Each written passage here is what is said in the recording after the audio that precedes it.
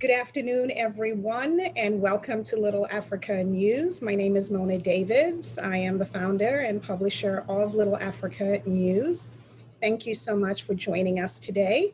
As many of you know, as part of our political and civic engagement initiative, we have been interviewing candidates running in next month's June primary. Our interview started last summer. We have been interviewing candidates for the citywide positions, mayor, comptroller. We haven't done public advocate yet, and then as well as the local city council races. Today's guest, I am very honored to introduce, who's joining us today is Council Member Adrienne Adams. Councilmember Adams, thank you so very much for taking the time out and joining us here at Little Africa News. It's a pleasure to have you. And for our viewers who are not from Queens and who are unfamiliar with you, please introduce yourself to them. Thank you so much, Mona. It's a pleasure to be on the show. Thank you so much for inviting me to be here. I am Councilmember Adrienne Adams of the 28th District in Queens. The 28th District encompasses areas of Jamaica, South Richmond Hill, Ozone Park, and Rochdale Village. I was elected in 2017, becoming the first woman ever to represent District 28 in the New York City Council. My background is in the community board. That's where I got my feet wet and the love of my community, grassroots work. I was actually in my third term as chair of Community Board 12 when I was elected to the New York City Council. So currently, I am the chair of the Public Safety Committee of the Council. I'm also the co-chair of the Black, Latino, and Asian Caucus of the Council. I'm a proud, loud, and strong member of the mighty Women's Caucus of the Council. We say we're strong in number, but we're fierce. So, and I also sit on other committees as well. I sit on Finance, Subcommittee on Capital Budget. I also sit on Land Use and Rules, Privileges, and Elections, Civil Service, and Labor. And I was also appointed to membership on the budget negotiating team when I came into the council by the speaker as well. So several different hats, on this little head. So. I love the work. I always say I get up on purpose with a purpose because I was born to do this work. Wow. And that is a lot of work that you are doing. But clearly, when it comes to public service and community service, you have quite a long track record of being there for the community. So, Councilmember Adams, I want to just delve into what's on so many families' minds lately, and that is, excuse me, that is education. I recently, the mayor announced on Monday that New York City public schools will be fully open in September, meaning 5 days a week for every child, that there will not be a remote option or a hybrid learning option. And while parents are happy at hearing that September schools are going to be fully open, unfortunately, when it comes to the Department of Education's track record, we look to last year, where since school closed in March, they had all of those months, the entire summer, and they still were not prepared to open schools in September. And for many parents, many single parents like myself, I have a 13-year-old and I have a 22-year-old daughter. She graduated. My 13-year-old is in the 7th grade.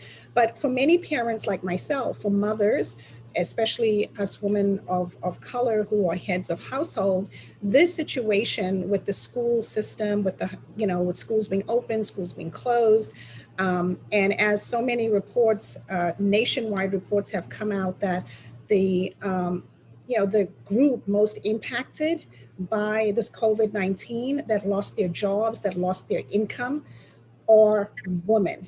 And Right. from that group of women and mothers, it's women like myself, Black and Hispanic, and other women of color who've been impacted the most because we cannot work because our children are home.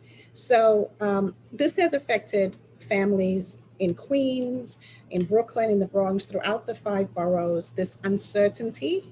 So even though we are hopeful that our children's lives will get back to normal and ours as well, as a city council member, um, what can you do, or what will you do to get us answers, to make sure there's a plan so that the recovery can begin, not just for our children who've pretty much lost a year of learning, but also for families in our communities so that we can get back to normal.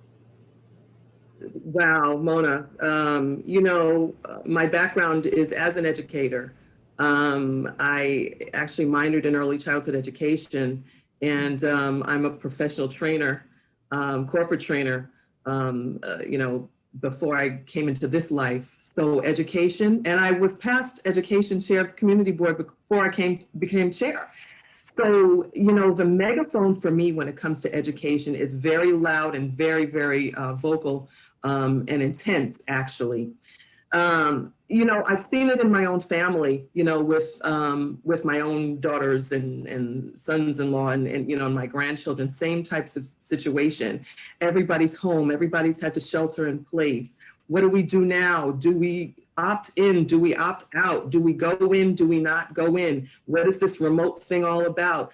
Try to get acclimated. Which teacher is going to do remote? Which teacher is going to do hybrid? How are we going to get exercise? How are we going to do the whole social emotional thing, as far as the whole separation thing with our children is concerned over the past year. So we're really facing some very, very impactful situations in a number of ways and in a number of households, particularly, as you mentioned, with single parents of color. I'll go there. We've seen single parents of color have to sacrifice. What do I do? Do I stay home or do I go to work? Do I start a new business because I've lost my job? Or do I just become, the caretaker to my child now permanently?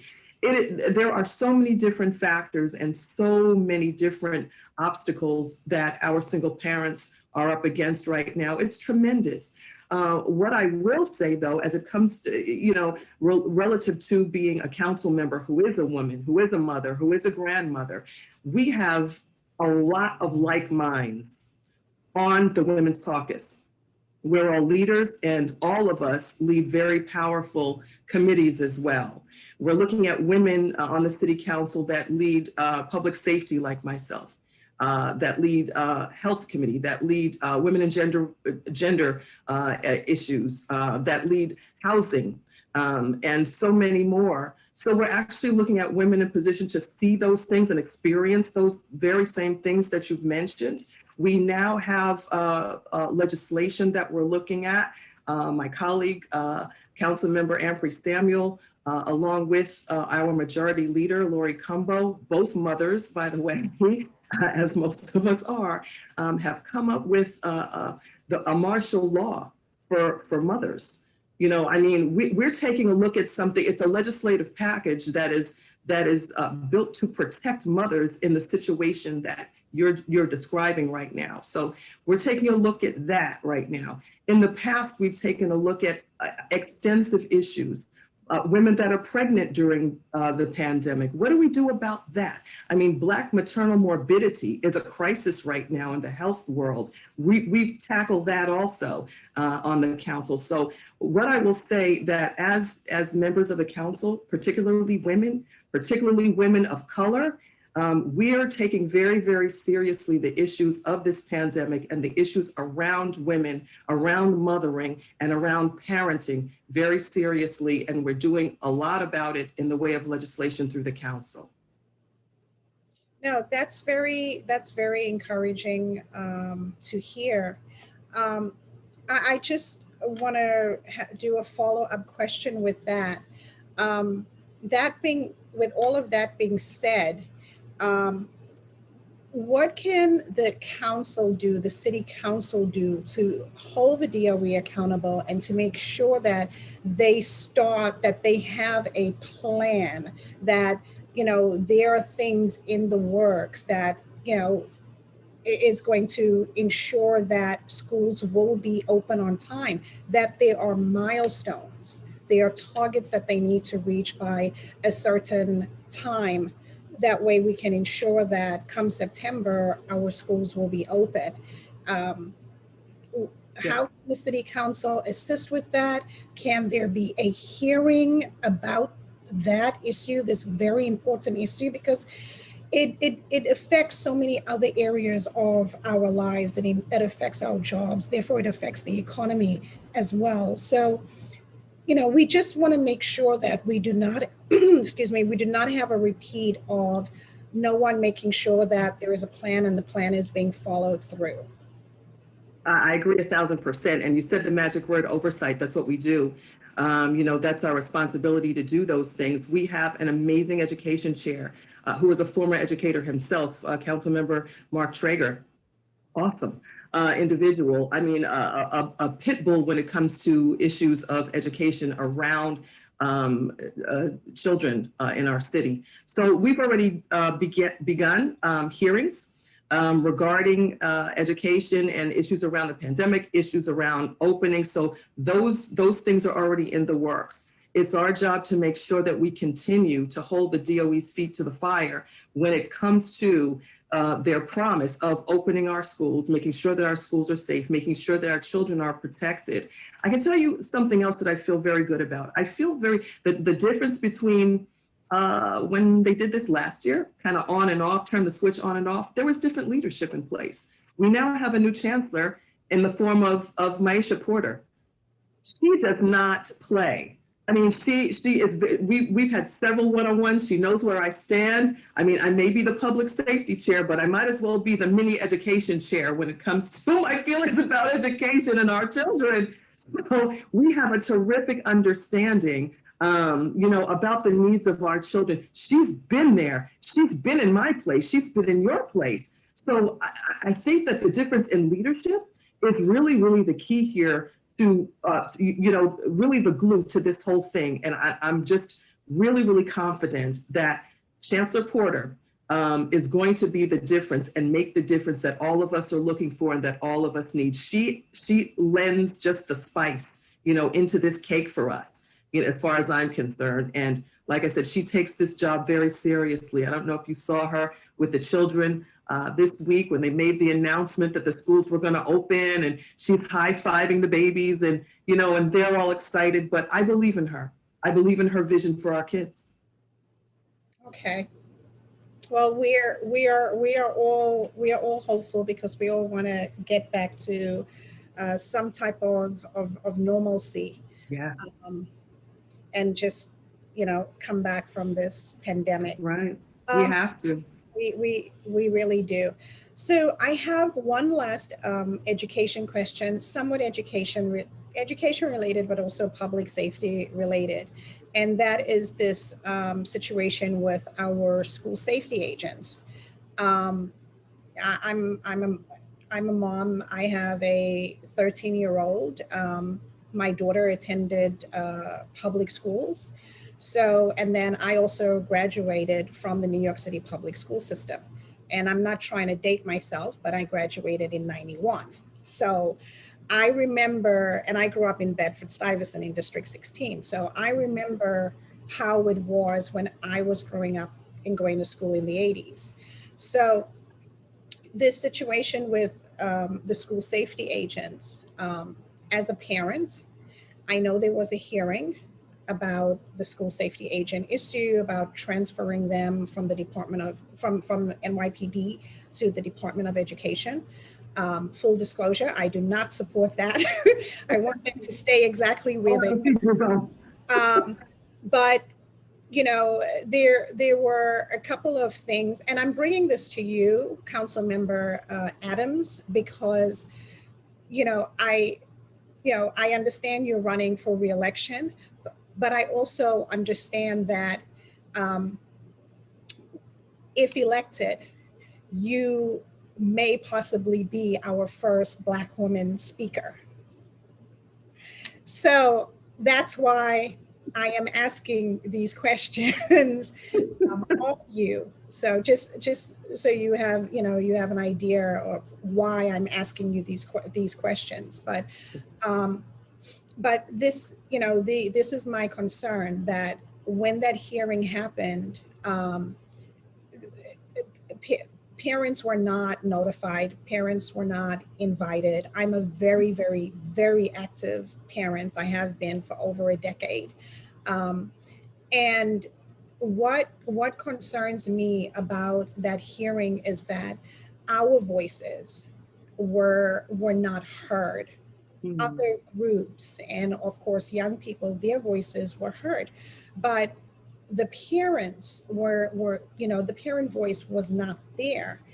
And from watching this hearing, um, this narrative that our school safety agents, who are 90% Black and Hispanic, 70% are women, Black, Hispanic, and Asian women, that make up the school safety agent Right. workforce. And many of those women are also heads of households, That's right. and they are civilians. They are not NYPD. They are not police in our schools. They are not police. They are 100% civilians. They don't carry a firearm. They're unarmed. Um, and there's a reason why they were transferred to the NYPD, because I remember the stabbings, I remember the brawls, I remember my friends that were having relationships with the school safety officers back then in the Oh 80s. my. I remember all of that. And all of this is all well documented. I Yeah. also remember school safety back then that were gang members and would help other students jump other kids in the school. So, I remember all of that. And I also now know how it was with my daughter that just graduated last year and how it's been with my son. There's a big difference. So this is and as public safety chair, but also as an educator, Mhm. this false narrative that they are the police when they are not, that they are NYPD, but they are really civilians. And I think someone even said that they are paramilitary force, which is just completely and utterly outrageous to say that. But I'm not gonna go there about but it was just, Yeah. it was just untrue. But my question, Council Member Adams, is what is your position on this situation? Because as a mother, I I trust the school safety agents. I trust them to keep my children safe. I put my trust in them because I know they are mothers like me. Um, I know they are my neighbors. We hear their accusations that it's racist policing, and I'm like, well, they're not police, but they not. How can they be racist when they look like me? They look like you. They're our neighbors. They cannot be racist against their own children because their children are also in the schools.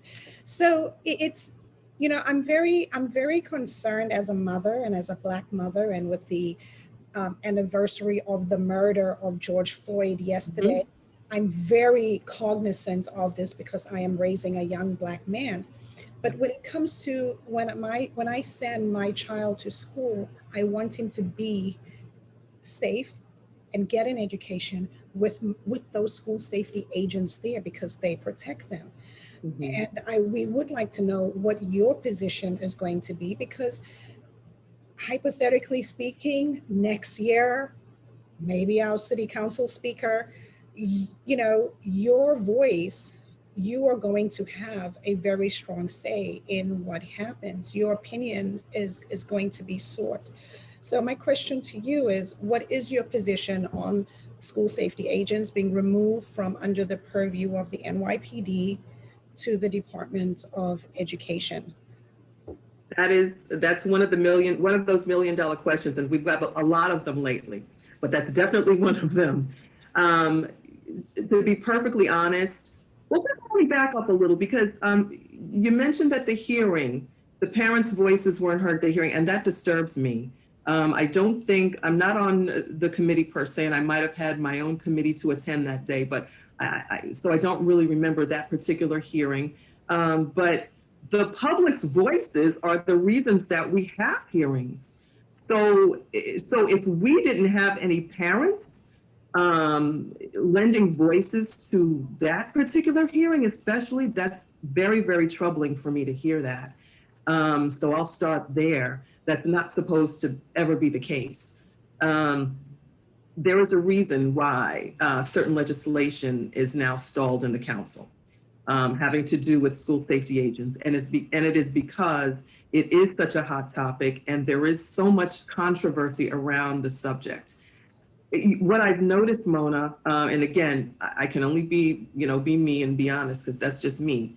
What I noticed, like with so many issues around the city, around our talks, when we deal with the public and the things that we put on the table, I noticed that the city has a habit sometimes of painting itself with a very broad brush. The experience of Manhattan is not the experience of Queens. The experience of Brooklyn is not the experience of Staten Island.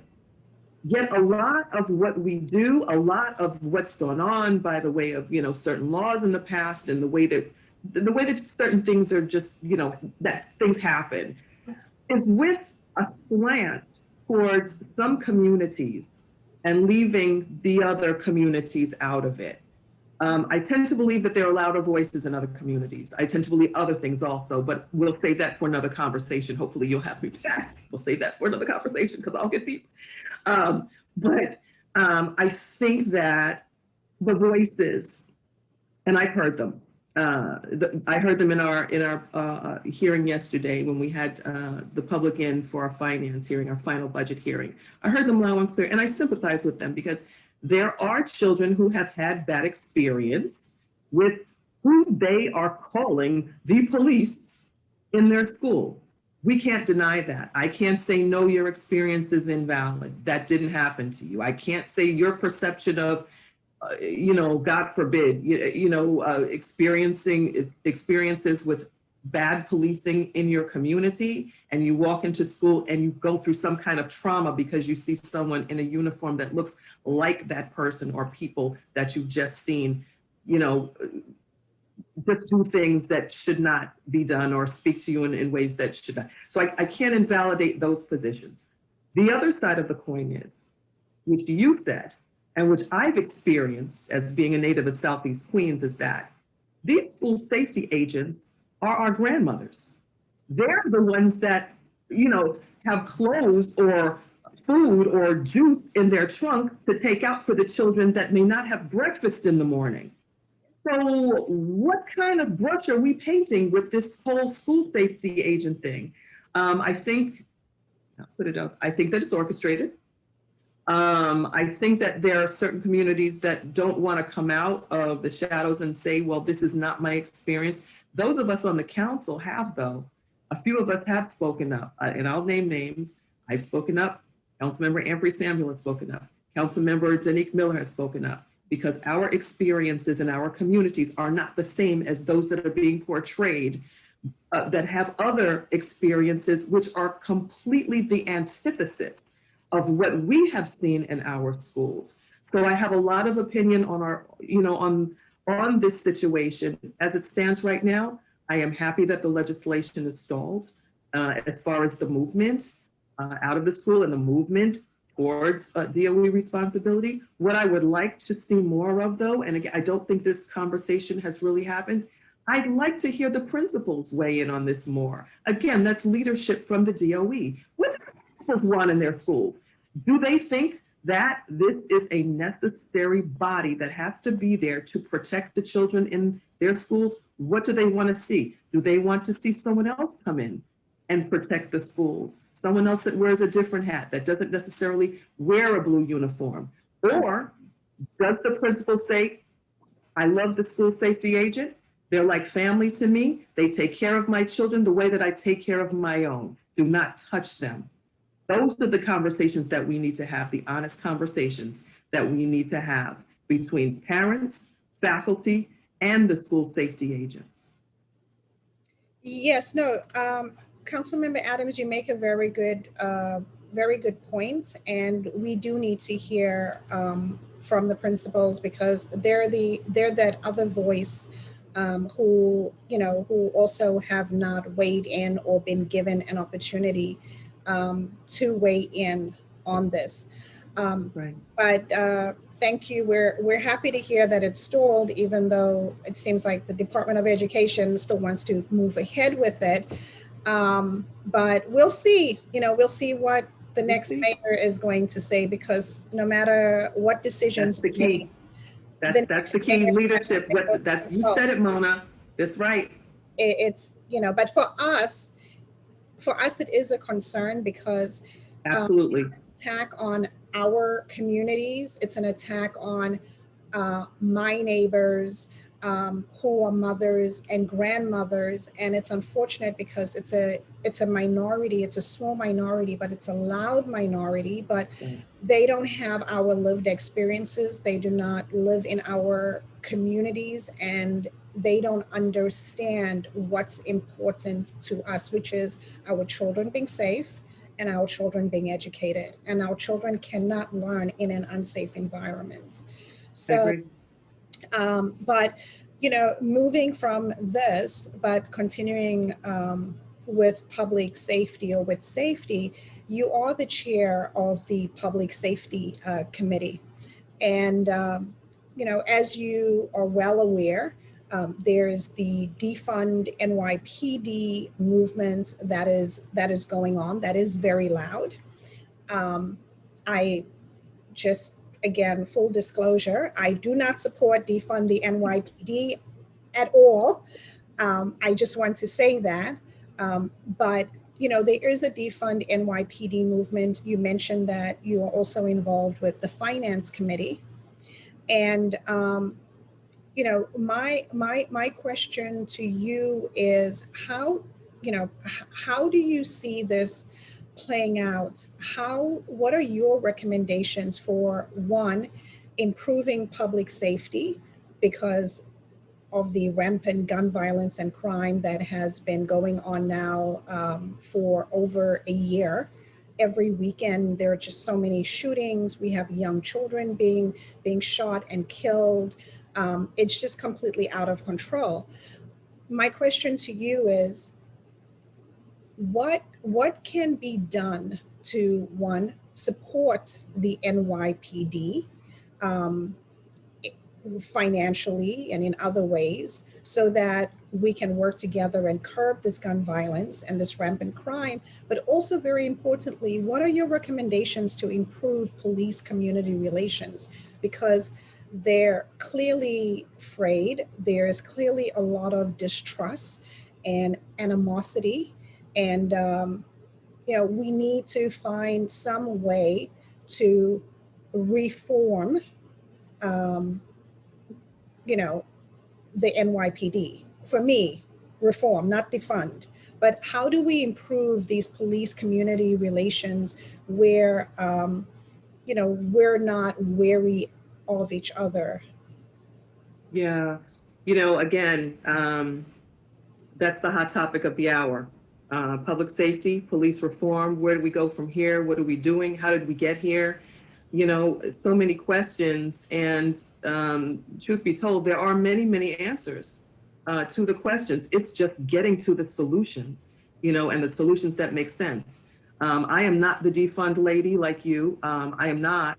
I was actually trolled on Twitter last year because of it, but, I don't happen to believe that defunding is the answer. And for me, again, words mean everything to me. To defund means to eliminate. And that's another movement also that is very loud. And I happen to believe that that is not in the best interest of the city of New York, of New Yorkers, of our families, of our children. So what I do believe is that the NYPD has been mismanaged over the years. I believe that they have been grossly mismanaged. Resources is not an issue for the NYPD. Their headcount is still at the same level that it was a decade ago when we had safer streets than this. So resources for them is not an issue.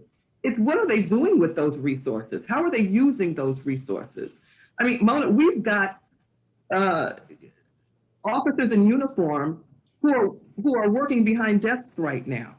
I mean, to me, that's a travesty. I've brought it up to the commissioner. Why are we wasting our dollars like this when we have civilians that are there to do that work, civilians that are actually being marginalized and not being able to take those works? We're talking about many officers in uniform. NYPD says it's 386. I've been told that it could be as many as 500. Now we know that police officers make more than twice the salary amounts of money as our police administrative aides do. So we're looking at over $100 million being wasted alone right here, well over $100 million. So my thing and my pet peeve with the NYPD is we need to get the officers, hundreds of them, who are taking up civilian jobs from behind those desks. And we need to put them on patrol. We need to put them where we need them. We need to allocate them and deploy them into the places that the people of New York need them to be deployed. They don't need them. We don't need them to be deployed behind desks. That's not what they should be in uniform there to do. We need them keeping us all safe on the outside. We need them taking care of our children on the outside.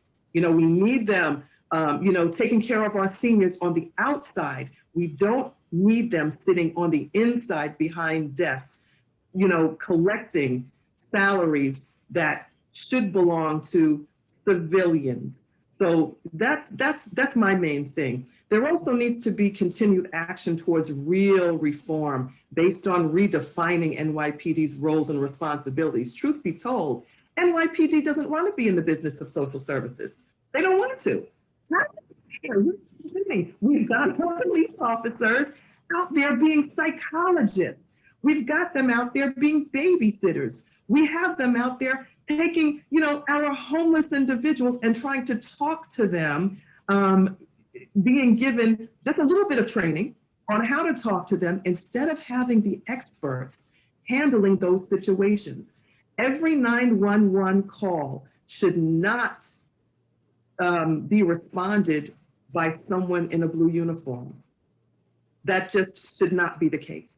So we have experts, we have professionals out here to do these things, to take care of situations of behavioral health and social issues. We have them out here to do that. I'll give you an example.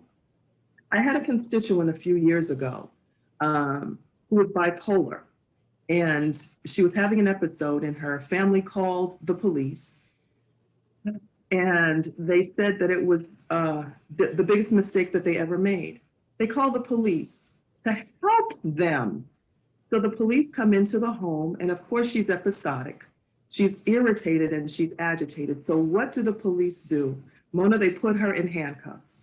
They put her in handcuffs to restrain her in her own home. They ended up pushing her down on her bed, face down, and she ended up suffocating to death.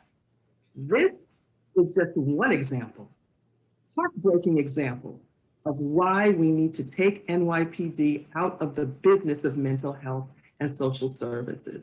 How many more instances are there across the city of New York? Too many, too many. Again, truth be told, they don't want to be in the business of social services and mental health.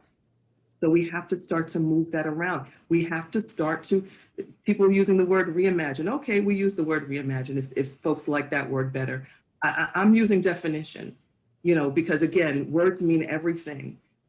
Definition, let's define this role and, let's professionalize this role, let's define it, and let's move towards a better, safer city that we all deserve. Yeah, that is truly, that's heartbreaking. That's just so tragic. Um, but yes, we do need to reform the NYPD, but I hope that it's something where the community is part of that reform Yeah. effort. But you also say you are on the finance committee, um, and you're the public safety chair. As you know, the NYPD also does have a summer program for Oh, yes. teens, for young people. Mhm, And they also have the Explorers program.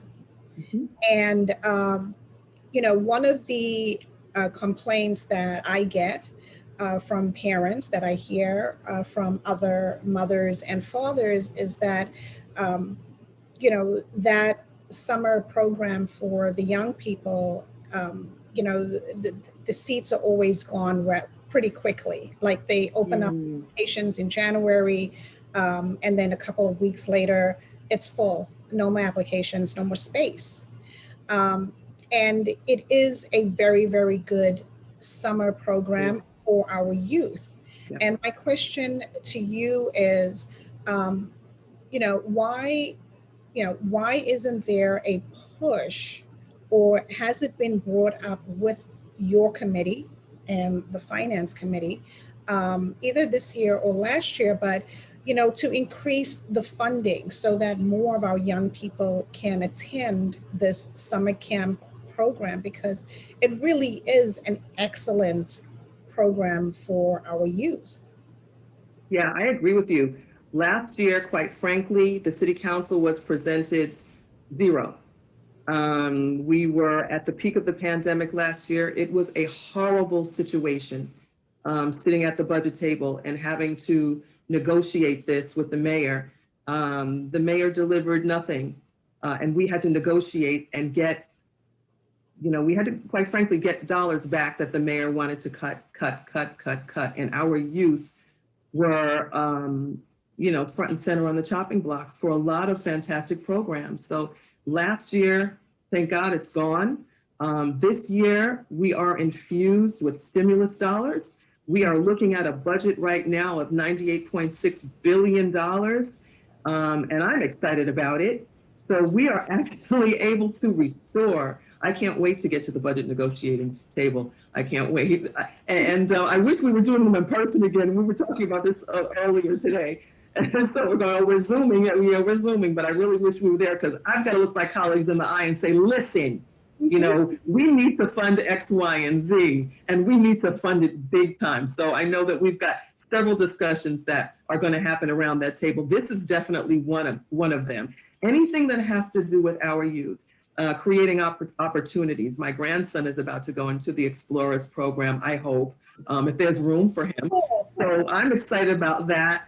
And the programs are just fantastic. I mean, and quite frankly, the police officers on the ground are such great mentors, to our children, particularly our young men, our young boys, that really need somebody to look up to, need a friend, need a dad figure. They need all of that. So that program is definitely a protected program. So we're definitely going to protect that program and hopefully look to increase that. Everything aside, we cannot play with the dollars when it comes to our youth. Even our SYEP, the mayor even increased SYEP this year, 5,000 additional seats for SYEP. So we went from 70,000 to 75,000, and it just closed on the end of April, I believe. So we're bringing our youth back to work. I'm very excited about this year's budget, about restoration of funds across the board to so many organizations that were left out in the cold, literally, whose doors closed, to our children, to our seniors. We're restoring and hopefully increasing, through this budget this year. So I'm excited about it.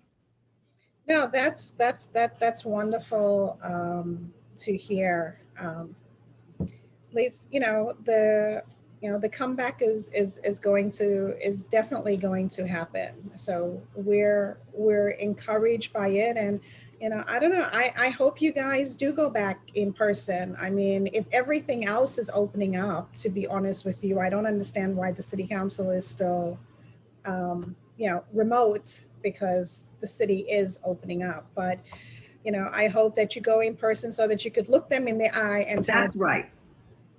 yeah, That's right. you That's right. need to fund this too. Okay, Absolutely. fantastic. So now I want to talk a little bit about housing. The pandemic, a lot of families were impacted. A lot of families were facing eviction proceedings.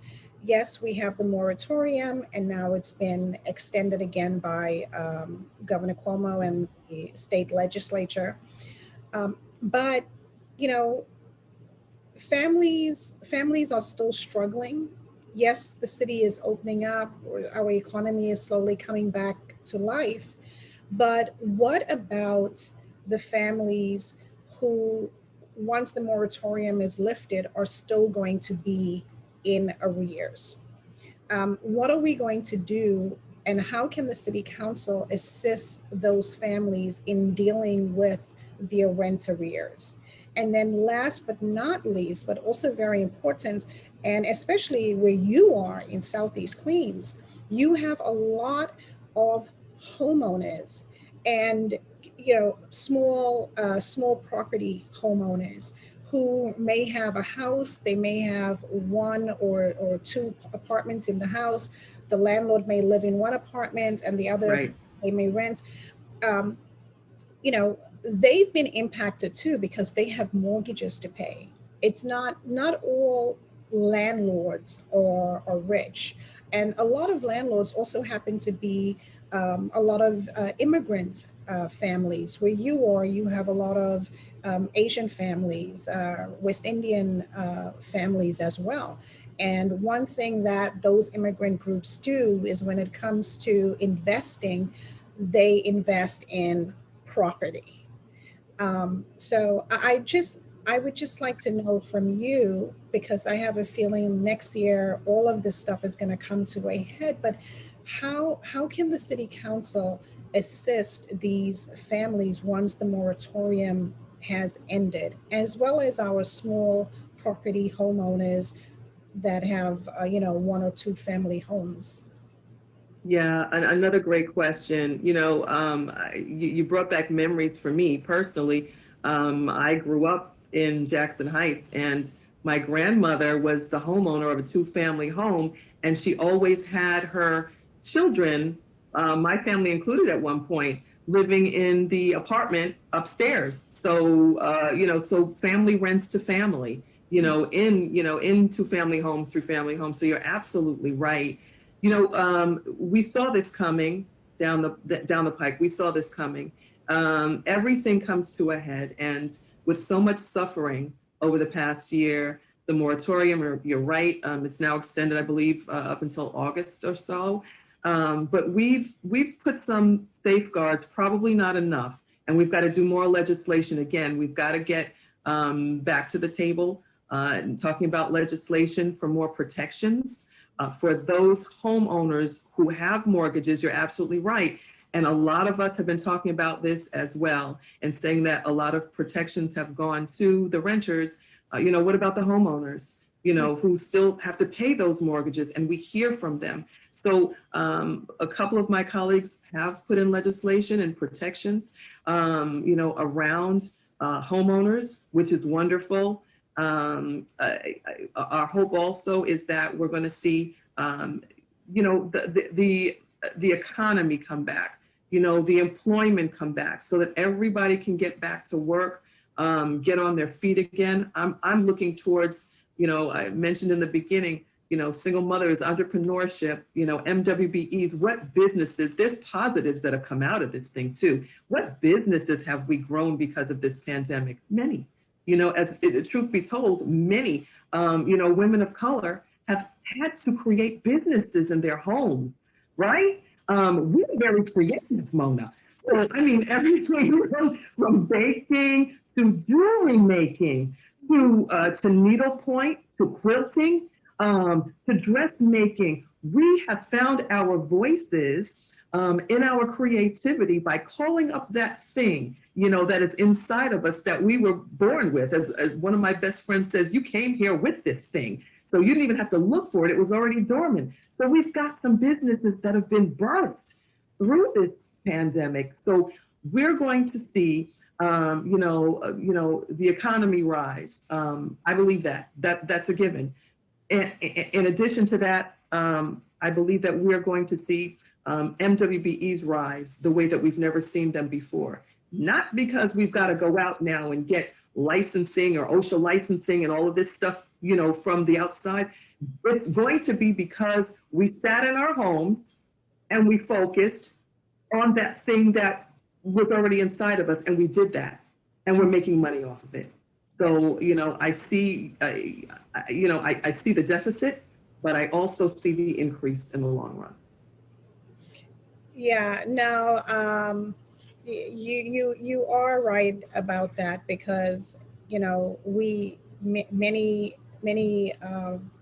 mothers, parents that have been home, we had to just find another way. And yeah, I know quite a few other mothers that actually started their own home business, and they're doing quite well. They found their niche during this pandemic.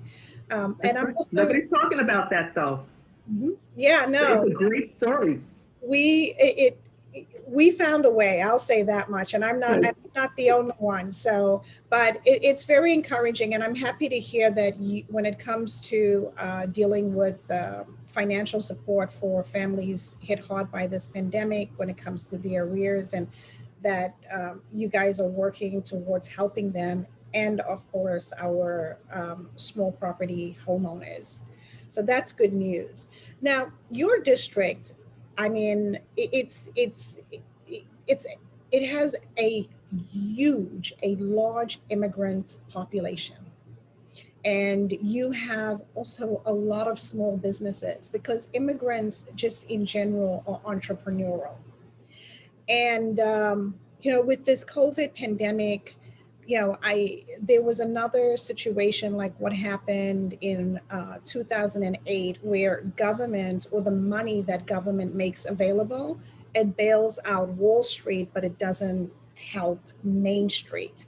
And when it comes to our small businesses, our micro businesses in our communities, and those small businesses employ others within their community. They were hard hit. They were closed for weeks, and then when the money started coming in, it turns out that Black, Hispanic, Asian, people of color businesses, these businesses in our communities like Southeast Queens, in our communities in Brooklyn, Flatbush, Bronx, the South Bronx. When it came to those PPP loans and other financial support, they didn't have access to it. And I don't know whether, I know part of it is bureaucratic, but there was no support in place. And you're a former community board member, so you're quite aware of how many small businesses there are in your district, even before becoming a city council person. But I can tell you, most likely the majority, probably a very, very small percentage, minute percentage, were able to tap and get access to those funds. What can we do to ensure that doesn't happen again? Because they were unable to submit the paperwork, and they were unable to receive that support. Yeah, it was horrible what happened to our small businesses. Absolutely horrible. And it happened right under our noses. We were so enthused when we heard about this whole PPE stuff. We were so enthused. We encouraged our small businesses, go for it, go for it, go for it. They went for it, and the doors were closed, literally closed in front of their faces. Yeah. So what we've done is, folks like me, we have a very, very good coalition in Southeast Queens of elected officials. We are very tight. We're very close.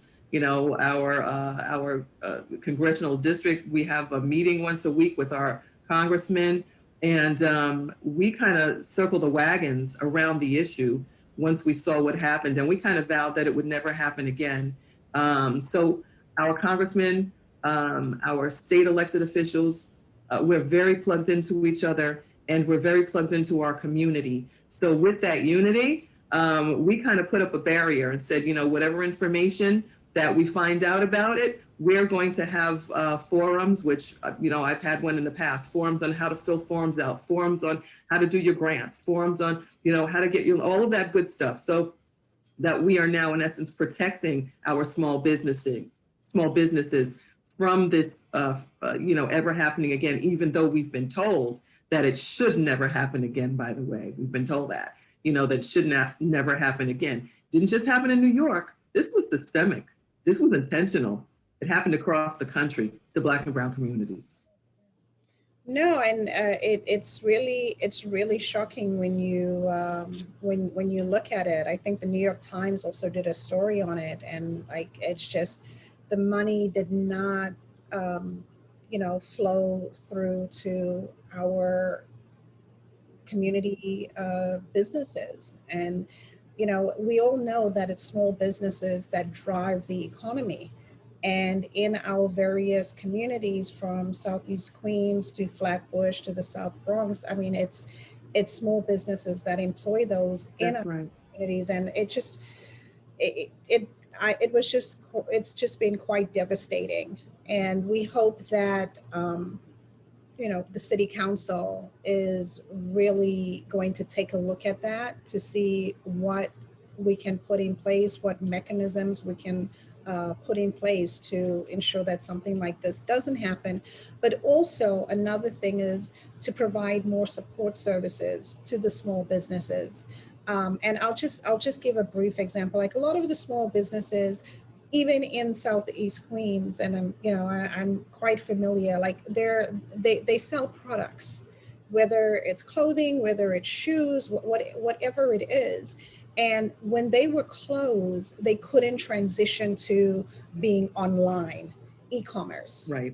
And it would be great if, you know, the city is always having all of these workshops about this and that, but you know, perhaps we really need to focus on providing services and giving them the skills that they need and the support that they need to also put their businesses online, so that if something like Mhm. this were to happen again, at least people can still order Transition. online and transition to Yep. that. But Yep. it's very encouraging to hear that for our small businesses. So I want to just, I forgot to speak to you about this other topic with housing. So I just want to go back quickly to NYCHA. Okay. Uh, you know, every winter we see the news reports, the news stories when it comes to NYCHA. No heat, no hot water, um, asbestos, mold. There was a situation where a senior citizen called NYCHA over 30 times to say that the elevator in her building is broken. And when she had to go out, um, you know, she had a heart attack trying to get down the stairs. So we keep on hearing these stories. Then we also keep on hearing about the ongoing lead paint um, crisis. And it just, you know, nothing ever seems to be resolved when it comes to NYCHA, when it comes to renovations, when it comes to repairs. And my question to you is, you know, what is the city council doing to hold NYCHA accountable for these deplorable conditions in NYCHA complexes throughout the city? Because NYCHA is the city, and the city Right. itself is the worst landlord. The city itself is the slumlord when we look at NYCHA. But every year people talk, but nothing happens. Yeah. NYCHA. You know, and there was just my colleague, Councilmember Ampry Samuel, is the chair of the Committee on Housing, and she just had, you know, her hearing a few days ago, and just to hear the frustration, you know, around this issue and everything that just seems to just keep revolving over and over and over again. Everything from the maintenance issues to the safety issues, all of it just seems to just revolve just around and around and around. I think that again, NYCHA is shared, right? It's shared amongst a lot of different entities. There has got to be a concerted effort to invest in NYCHA. And my take on it is that public housing is called public housing for a reason. That it was built for the public and it should remain in the hands of the public.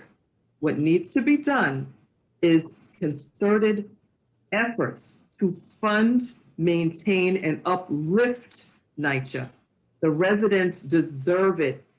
The deterioration over the decades, and we know again, to me, it all leads back to systemic racism. You know, everything that we've been talking about today leads back to systemic racism. We have got to start to crack these systems that have created these conditions for people of color. We've got to get serious about it. We've got to get serious about cracking everything systemic that has harmed people of color in education, in public safety, in housing, and so many more areas. But we have got to be real about it. We have got to be honest about it, and we've got to tackle it. When I was elected, what I wanted to do, I have 2 NYCHAs in my district. What I wanted to do for South Jamaica houses was rebuild their senior center. I looked at it, evaluated it, sat at the table with NYCHA. And NYCHA pushed a bill to me and said, Councilmember Adams, that'll cost you $5 million, minimally. I see your expression, Mona. Mine was a little more extreme than that. You're being nice. I was flabbergasted. That is the allowance that each city council member gets to take care of their entire district. But they pushed a $5 million tab at me, and all I could do was hang my head and tell my constituents at South Jamaica Houses, I'm so sorry.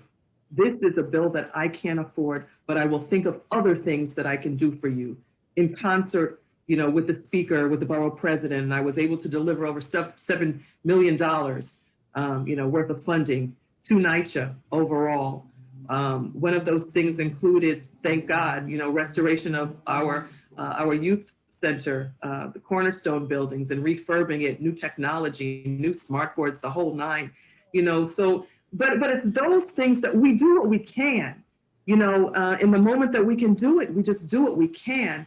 But the bigger elephant, we're going to need some really, really large hands to tackle this bigger elephant, to get real about it and get honest about it, because the little old city council can't do this alone. NYCHA belongs to a whole lot of entities that are a lot bigger than the New York City Council. You know, as you said, just want to touch on something, and this is my final question to you today, but you said public housing. Now, there's been a lot of debate and controversy over the RAD program, which some people believe privatizes NYCHA. You know, I've heard from people on both sides. I've heard from people who, you know, who've gone through the program and they see tenants that seem to be happy with it. And then I've heard from tenants who've gone through the program and are very unhappy with it. What is your position on the RAD program, on this, you know, I guess semi-privatizing NYCHA? Yeah, again, another tough one. You know, I'm still thinking about this because I have seen success in Ocean Bay, in the Rockaways, extremely successful. I happen to know people that live there. And can tell you and have told me, and I've seen for myself, like night and day. comparatively speaking, in some other areas. But I've also heard from my constituents at South Jamaica Houses and Baisley Houses that they protect us from RAD, no RAD. So it's an extremely difficult, again, it's a difficult thing to paint with a broad brush. I'm still evaluating the whole situation. My gut still tells me that public housing should remain public. That's just my gut. It's not my final, because again, I've seen the benefits of RAD also. But my gut tells me, Mona, that public housing should remain public. Okay, well, Councilmember Adams, thank you so very much. I mean, this has been a great interview, really, really informative. Your track record speaks for itself. Thank you. And, we will be watching this race, and, we are hopeful we'll have our first Black woman speaker next year.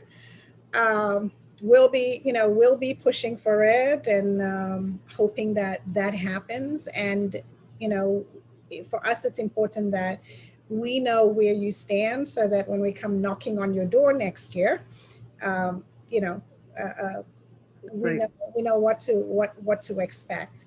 And for our viewers, after this video is done, we will have a slide with the information for Councilmember Adams, her website information, the campaign website information, and of course her social media details as well, so that you can get in contact with her at her office.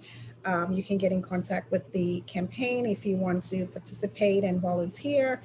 And let me just say this, the primary is June 22nd. There is early voting. There is no excuse. You can request an absentee ballot right now, get it completed, rank your candidates, and just send it in, because this election is just too important for any of us to sit out. So Councilmember Adams, again, thank you so very much for joining us today at LittleAfrica News. And, we look forward to having more conversations with you once these elections are done. A pleasure to be with you. Thank you so much, Mona. Thank you.